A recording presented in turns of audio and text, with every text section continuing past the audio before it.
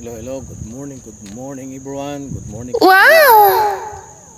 Dito po kami ngayon sa Tropical Greens, Tagaytay City. Ito po yung Tropical Greens, napakaganda. Napakagandang tingnan pagmasdan ang mga lugar na to. Kaya pagka nice ka dito, sulit na sulit po yung pera mo dito. Bukod sa napaka peaceful, tingnan po nyo yung perimeter, so safety po ang mga kukuha ng lote dito. Yes! Kahit na magpatayo ko ng bahay dito, safety ka pa rin. Kasi bukod sa perimeters, nilalagyan pa po nila ng bakod na barbed wire. Kaya safety po talaga, walang nakakapasok po dito. Sa Wow! lugar, oh, pakalamig, oh.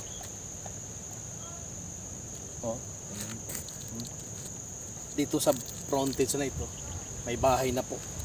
Kaya kumaga meron ka ng kapitbahay na magandang bahay din.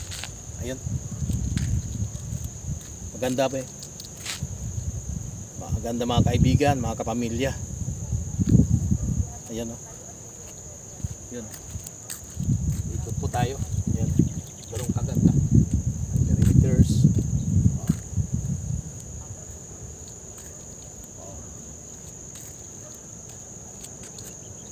Kagandahan lang po dito,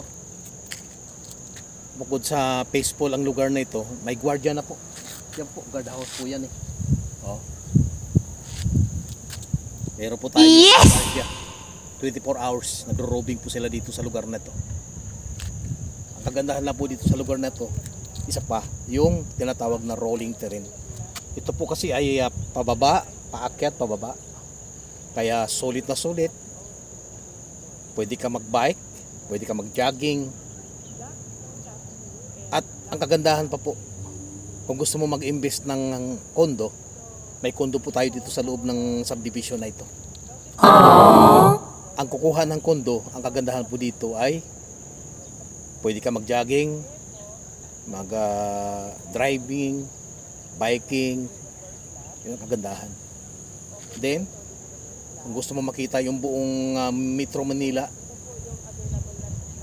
akit ka lang po doon sa mataas na na bahagi na to. Merong mataas na lugar na to na matatanaw mo mismo yung buong Metro Manila. Yan ang kagandahan. Yes! Sa Tropical Greens, Tagaytay City. And guys, imbis na kayo dito, sulit na sulit po yung pera nyo dito.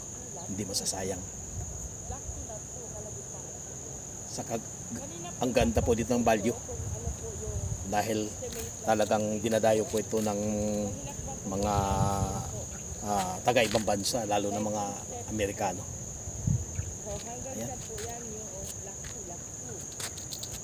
Ngayon, ikot po tayo bandang bahagi dito.